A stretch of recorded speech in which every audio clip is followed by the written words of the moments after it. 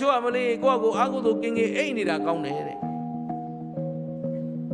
လောဘနဲ့သေရင်ပိတ်တာဒေါသနဲ့သေရင်ငရဲဟုတ်ပြီနော်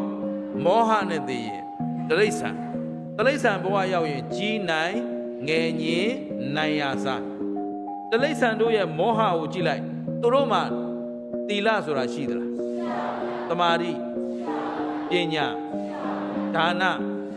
သီလဘာဝနာသူတို့အလုပ်ကဘာပဲရှိတော့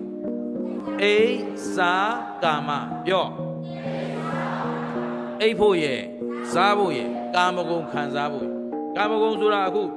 တိရစ္ဆာန်တွေမပြောနဲ့နင်တို့လည်းအတူတူပဲ TV ကြည့်ဗီဒီယိုကြည့်အင်တာနက်ကြည့်ဒါနဲ့အချိန်ကုန်နေလို့ဆိုဒီအာယုန်တွေနောက်လိုက်နေတာဒါကာမဂုဏ်ခေါ်တယ်ယောက်ျားမိန်းမပေါင်းမှကာမဂုဏ်ခေါ်တာမဟုတ်ဘူးရှင်းသလားမျက်စိကအစင်းအာယုန်လေးနဲ့သာယာနေတယ်တရားထုတ်ဖို့မေ့နေတယ်ဒါလည်းကာမဂုဏ်နားကသချင်းနားထောင်ရင်းနဲ့တခါတည်းညှိနေတယ်ဒါလည်းနှာခေါင်းကနေအနံလေးမွေးရှူရင်းနဲ့သာယာနေတယ်ကာမဂုဏ်အစားစားရင်းနဲ့အရသာခံနေတယ်ကာမဂုဏ်ရှင်းသလားအဲ့ဒီတနေ့အိပ်ဖို့ရစားဖို့ရကာမဂုဏ်ခံစားဖို့ရဒီသုံးမျိုးနဲ့အချိန်ကုန်နေရင်ဒီပုဂ္ဂိုလ်ကလူလားတိရစ္ဆာန်လားတိရစ္ဆာန်ဆိုရင်ဘာနဲ့နေတာလဲမောဟနဲ့နေတာဘာနဲ့နေတာအဲ့တော့တနေ့ကုန်ကုသိုလ်ရေးမပါဘူးဆိုကြတဲ့အဲ့ဒီမြတ်သလားရှုံးသလားကျင်납သလား